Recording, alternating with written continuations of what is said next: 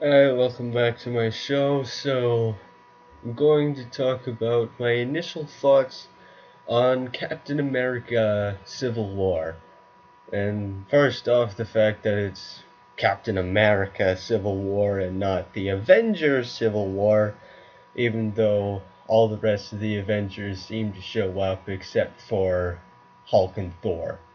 And I hadn't realized till I had gone back and watched Age of Ultron that they kind of explain it that Hulk just kind of wanders off and Thor goes back to Asgard. And then I found out the real reason that Thor is going to be in the new female Ghostbusters. Anyways, so, um, my thoughts on it. Overall, it was good. Very long, but good. Not too long, as I have this rule for deciding if a movie is too long. If I fall asleep halfway through and wake up an hour later and it's still not done, it's too long. But it managed to keep my attention for all 3 hours, and my thoughts on it. Okay, first of all, what's with the ship teasing between Scarlet Witch and Division? Because, like, he's not human, and I don't know, how are they gonna, you know, do it? Of course, people were asking the same question about Black Widow and Hulk.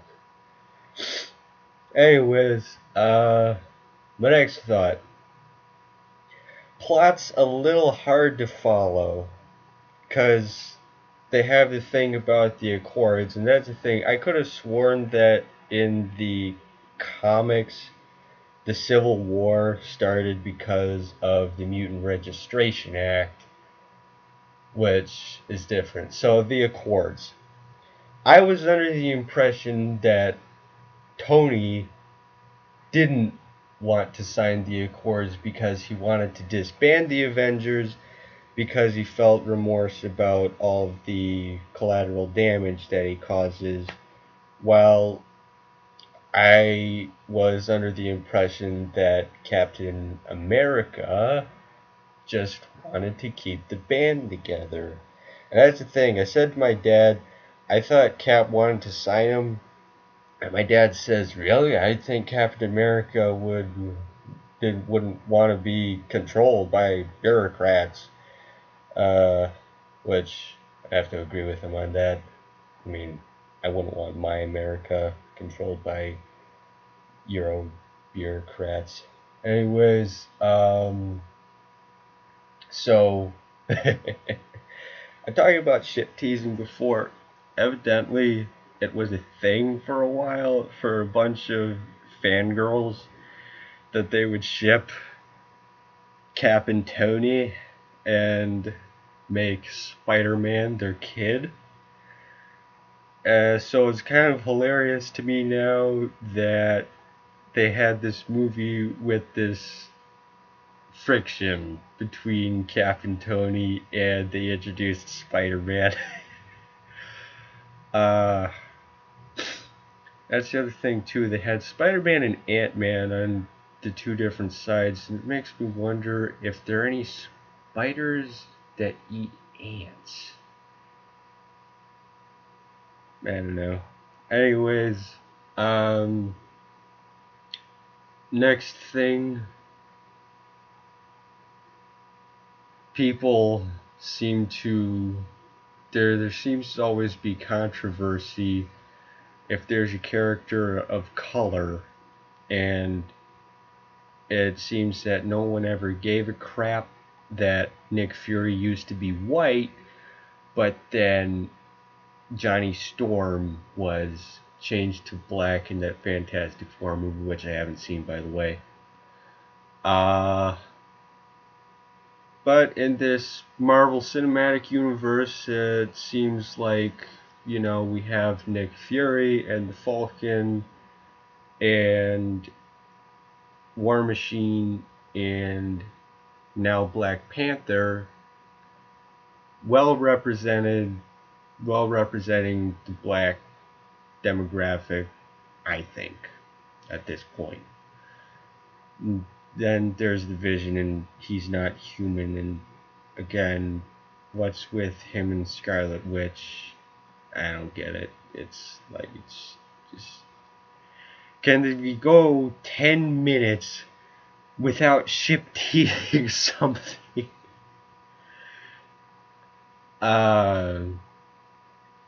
Cap and Tony.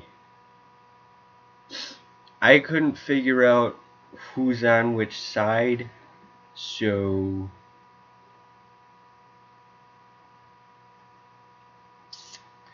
if you have the answer to what exactly the conflict was, please leave it in the comments below, because I could barely figure out who's on which side.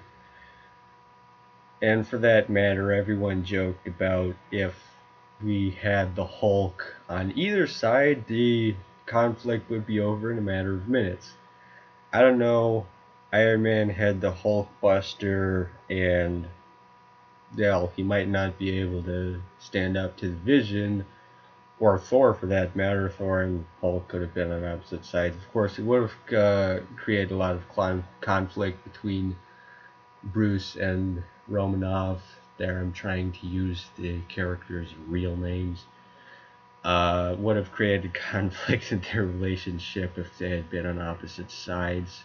A bit of a missed opportunity on Marvel's part, I think. Then, my last nitpick on the movie. No, I guess it's maybe a nitpick. Whenever Cap and Tony are fist fighting, Captain America will punch him in the face, in his metal face, and I just think, yeah, he got the superhuman super soldier serum, or what I like to call radioactive steroids, and that should give him a heightened strength, but I figured his bones would still be as delicate and he'd be busting his knuckles against Iron Man's armor. So, if you disagree, again, please leave a logical argument in the comments below, as if anyone's ever gonna see this.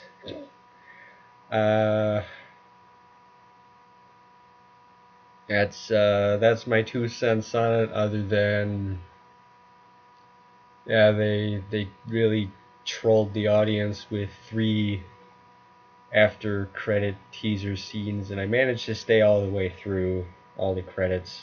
I really had to pee, and I do usually, well, I like to stay for all the credits. It's in my family, we stay for all the credits. My father always enjoys looking for the music credits because he likes music, and I just try to read them as fast as I can because they scroll way faster than I can read. So, my 2 cents on it. If you have any answers to my question, please leave the comments, because, yeah, I'm still just starting up here and have this America themed mask now because it's a Captain America movie.